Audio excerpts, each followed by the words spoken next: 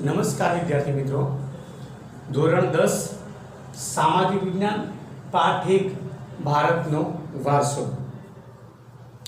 ભારત પ્રાચીન સંસ્કૃતિ ધરાવતો દેશ છે. ભારતના વિષ્ણુ પુરાણ ગ્રંથમાં ભારત વિશે કહેવાયું છે, ઉત્તરમ યત સમુદ્રસ્ય હિમાદ્રિશ્ચ દક્ષિણમ વર્ષતદ ભારત નામ ભારતીયત્ર સંસદી. અર્થાત સમુદ્રની ઉત્તરે અને હિમાલયની દક્ષિણે આવેલ સ્થળનું નામ ભારત વર્ષ છે, જેના સંતાનો ભારતીયો છે. ભારતમાં શુભ કાર્ય પ્રારંભે લેવાતા સંકલ્પોમાં ભરતખંડ, ભારત વર્ષ, જંબુદ્વીપ, આર્યાવ્રત જેવાનો ઉપયોગ થતો.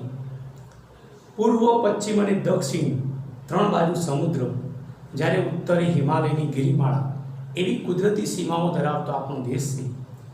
આપણા દેશની સમૃદ્ધિથી આકર્ષાઈને અનેક વિદેશી પ્રજાઓ વેપાર કરવા આવી, સ્થાયી થઈ અને આપણા ભારતીય સંસ્કૃતિના મહાનદમાં ભળી ગઈ.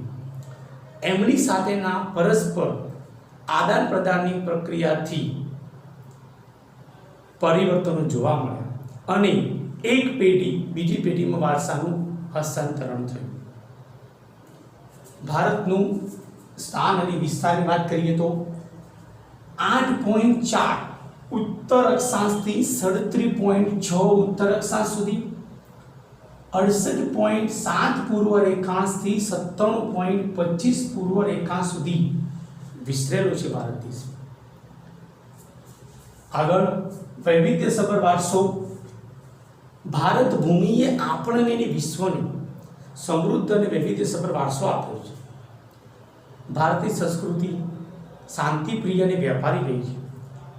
ભારતની સંસ્કૃતિમાંથી સતચિત અને આનંદનો અનુભવ પ્રાપ્ત થાય છે.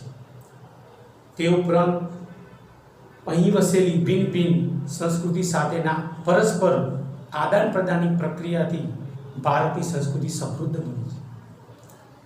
તેણે અપનાવેલ અહિંસા અને શાંતિના મૂલ્યોની આજે પણ વિશ્વ પ્રશંસા અને સ્વીકાર કરી રહ્યું છે.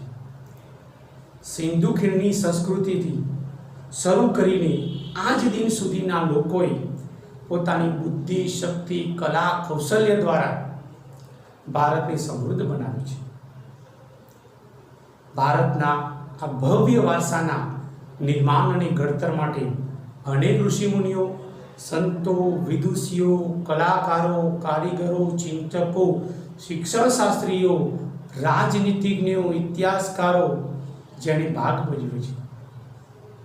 તેમના ધર્મ, શાસન, ભાષા, શૈલી, રીત રિવાજ વગેરે ભારતને મળ્યા છે અને આમ એક ભાતીગળ સંસ્કૃતિનું સર્જન થયું છે. આગળ વાત કરીએ તો આપણે સંસ્કૃતિનો અર્થ. સંસ્કૃતિ એટલે જીવન જીવવાની રીત.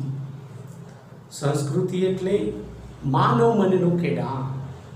સંસ્કૃતિ એટલે ગુફાથી ઘર સુધીની માનવીની વિકાસ યાત્રા.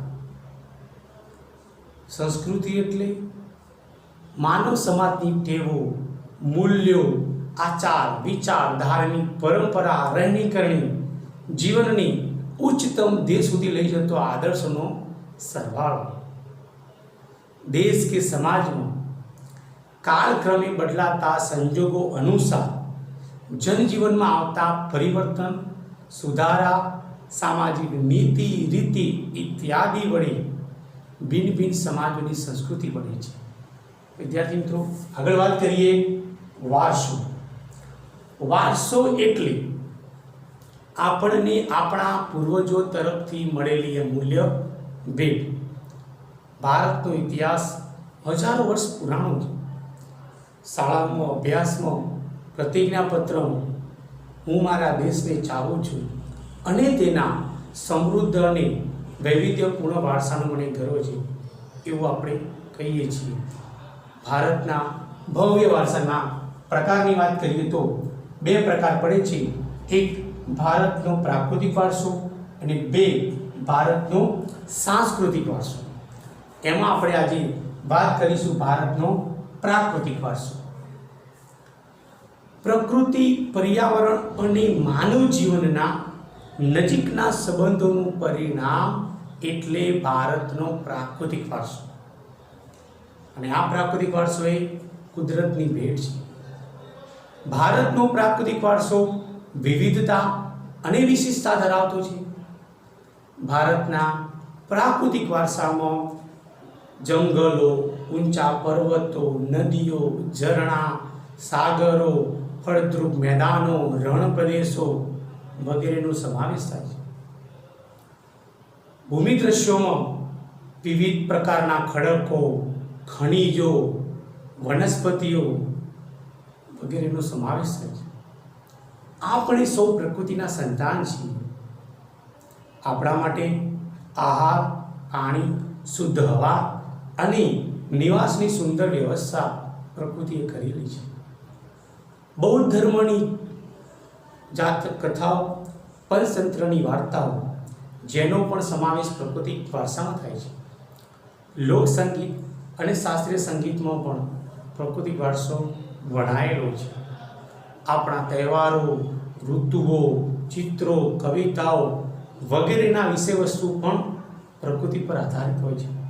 આપણી આયુર્વેદિક, યુનાની અને નિસર્ગોપચાર પદ્ધતિ પણ પ્રકૃતિ પર આધારિત છે. આગળ વાત કરીએ તો ભૂમિ દ્રશ્યો. ભૂમિ આકારો દ્વારા ભૂમિ દ્રશ્યોનું સર્જન થાય છે. દાખલા તરીકે હિમાલય પર્વત એક ભૂમિ આકાર છે. હિમાલયમાં આવેલ ખનિજો, વનસ્પતિ, પશુ પક્ષી, બરફથી છવાયેલા શિખરો, તરાઈના જંગલો આવેલા છે. હિમાલયમાંથી નીકળતી નદીઓ બારે માસ પાણીથી સમૃદ્ધ રહે છે. બદ્રીનાથ, અમરનાથ, કેદારનાથ જેવા યાત્રા સ્થળો અને નંદાદેવી જેવા શિખરો આવેલા છે. અને આમ હિમાલય ભારત માટે ઘણું મહત્વનું બની જાય છે. નદીઓ વિશે. નદીઓ એ આપણને પ્રાકૃતિક જળમાર્ગ પૂરો પાડે છે.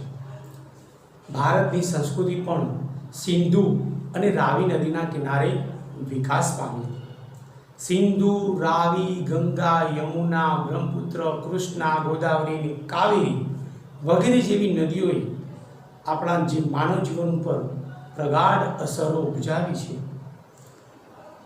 પ્રાચીન સમયથી લોકો ઘર, વપરાશ, ઉદ્યોગ, જળમાર્ગ, ખેતીમાં વગેરેમાં નદીઓનું જ પાણી ઉપયોગ કરે છે.